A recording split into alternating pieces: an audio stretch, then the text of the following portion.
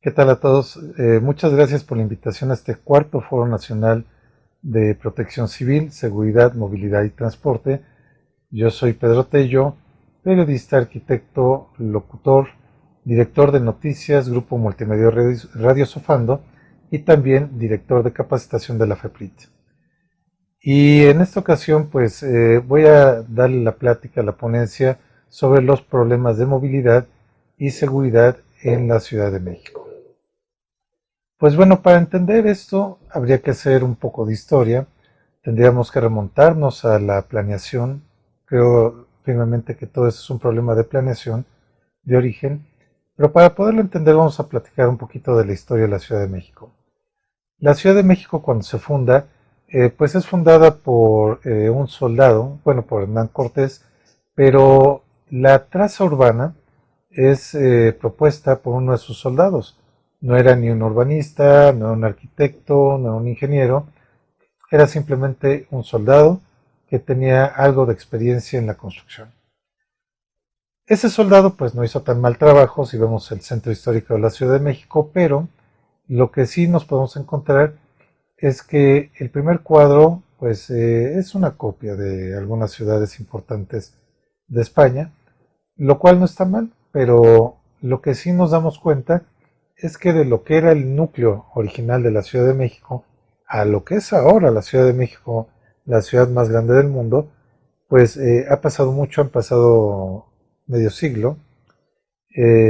perdón, 500 años han pasado,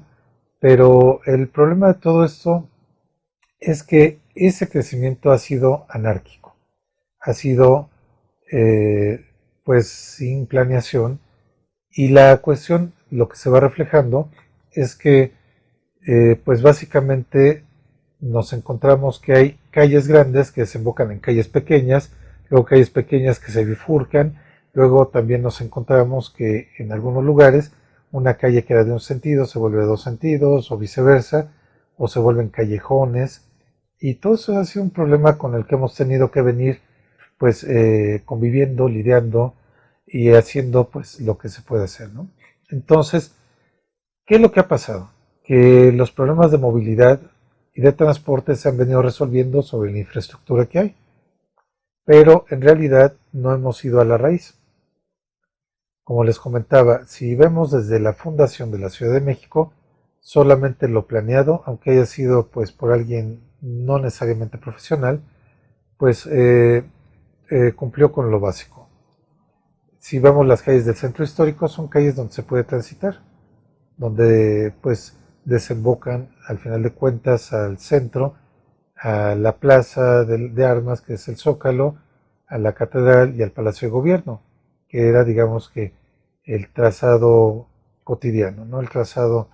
regular de estas ciudades españolas de 1500. Pero si empezamos a ver después de ahí, conforme fue creciendo la población de la Ciudad de México, se fue uniendo con núcleos que eran independientes como Coyoacán, como San Ángel, y esos núcleos que en un momento inicial no eran parte de la Ciudad de México, tuvieron que ser interconectados, tuvieron que buscarse vialidades, tuvieron que buscarse canales de comunicación, las veredas que se seguían, digamos que regularmente con los animales de campo o con caballos, pues se convirtieron en avenidas, en fin. Entonces, esto de lo que nos habla es que propiamente no hubo una planeación, sino que se fueron resolviendo los problemas conforme pues iba pasando el tiempo. Entonces, esto fue lo que ocasionó que pues no hubiera tanta conectividad o no fuera lo mejor, pues lo más adecuado a la conectividad, sino que básicamente fuimos uniendo piezas que estaban dispersas. Eso es por una parte. Ahora, por otra parte, conforme ha ido creciendo la ciudad, pues no ha crecido de una manera ordenada. Aquí lo que se encuentra ya posteriormente en la Ciudad de México es esta traza de plato roto, que así se le llama en el urbanismo, a una traza de una ciudad que es como si dejáramos caer un plato,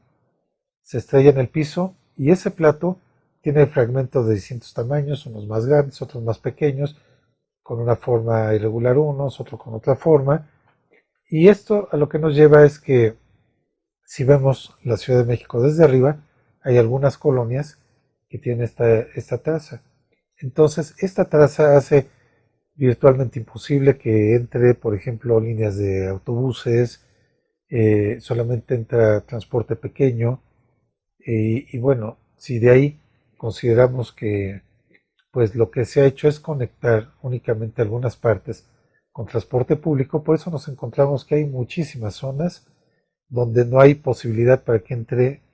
un autobús, entre pues otro tipo de transporte, y la realidad es que la gente tiene que caminar grandes distancias para tomar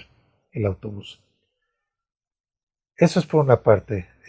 Todo esto, además, los problemas de contaminación que ha generado, pues el tener autobuses, microbuses, lo que antes eran los peceros, que ya no son de a peso, ya son, las tarifas ya son mínimas de 8 pesos en la Ciudad de México, pero si vemos ahora lo que pasó con el plan de transporte eléctrico que data de los 80, pues en los 80 se trató de hacer un ordenamiento urbano,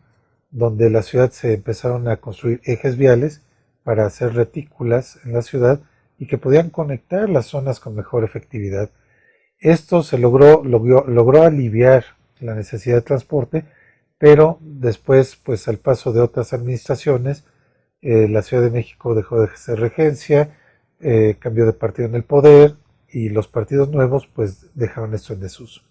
También el plan de transporte eléctrico que incluía el doble de kilometraje de líneas del metro y una red pues bastante extensa de trolebús, que lo que tendiera a bajar la contaminación desde la década de los 80 del siglo pasado, pues tampoco se continuó. Ya no se construyó nada de esto, de ahí lo único que se construyó fue la línea 12, que ya sabemos ahora todos los problemas que hay con la línea 12, pero el punto es que la Ciudad de México en la actualidad sigue arrastrando problemas de movilidad, de seguridad y de transporte por una falta de planeación.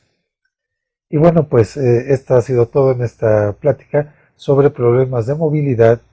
y transporte en la Ciudad de México. Les despido a ustedes, agradezco su atención. Les recuerdo nuevamente, yo soy el arquitecto, locutor, periodista Pedro Tello, director de noticias del Grupo Multimedia Radio Sufando y director de capacitación de la FEPRIT. Muchas gracias.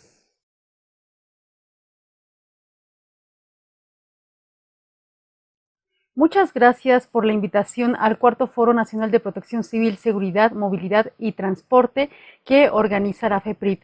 Muchísimas gracias a todos sus organizadores y bueno, pues mi tema va a ser la ética en la movilidad y el transporte.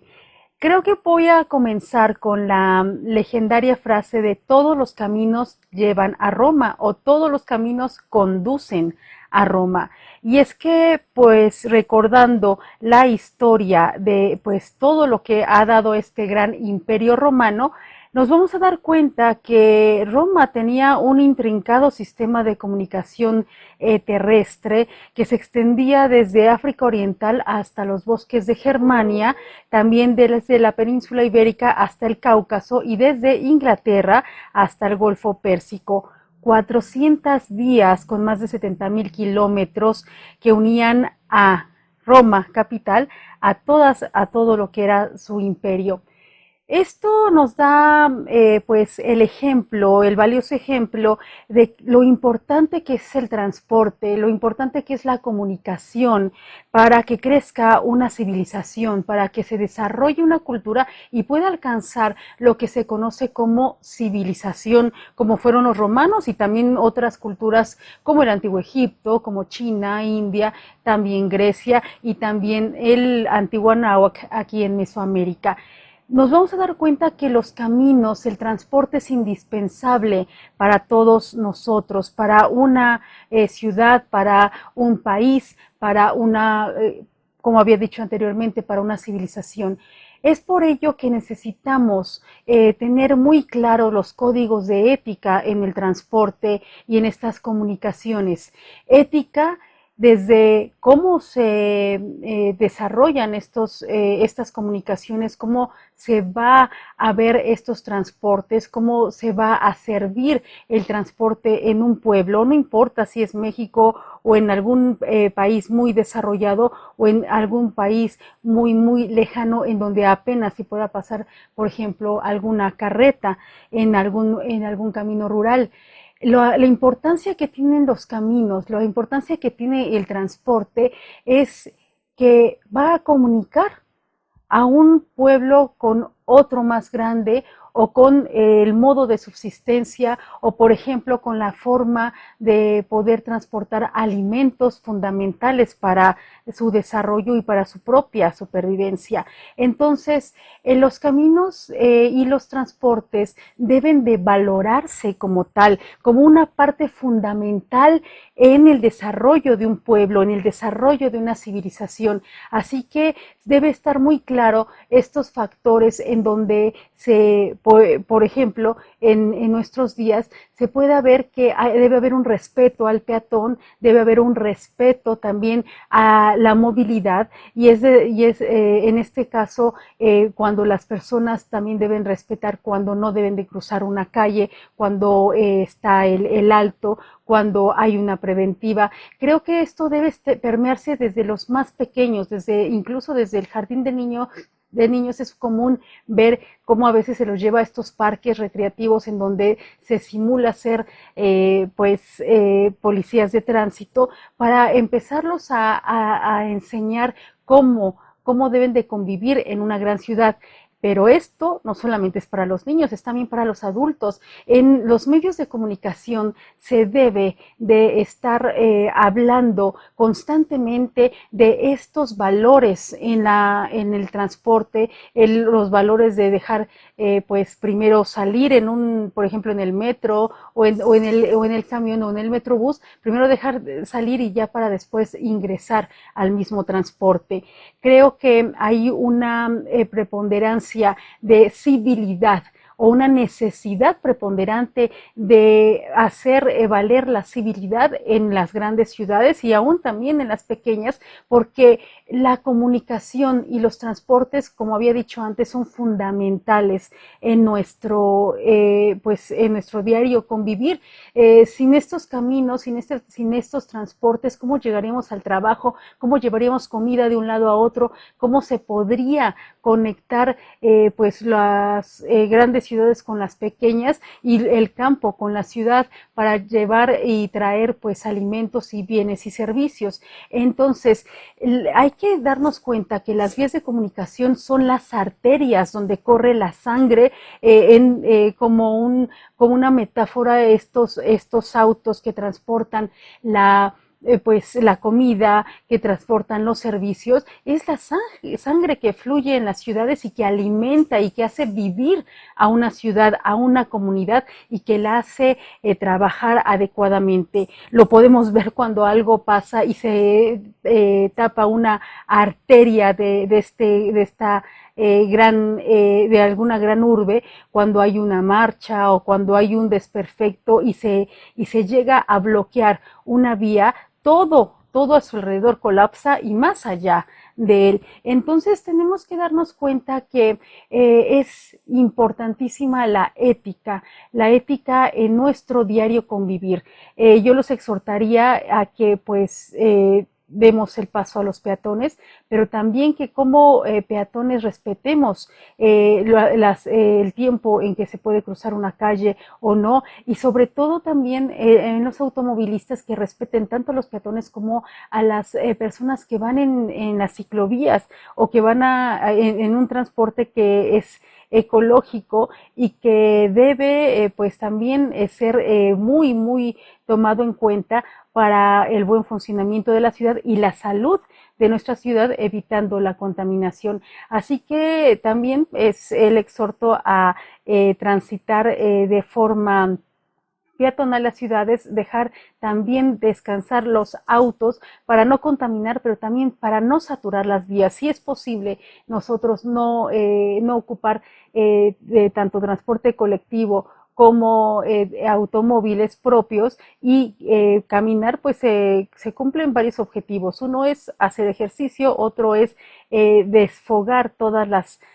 comunicaciones, o sea, no saturarlas, pero también empezar a convivir de una forma ética y también de una forma racional en nuestras ciudades, que esto es lo que va a hacer que crezcamos y nos convirtamos en una civilización. Muchísimas gracias por su atención. Mi nombre es Victoria Carrasco, soy directora general de Radio Sofando, además de ser periodista. Hasta la próxima.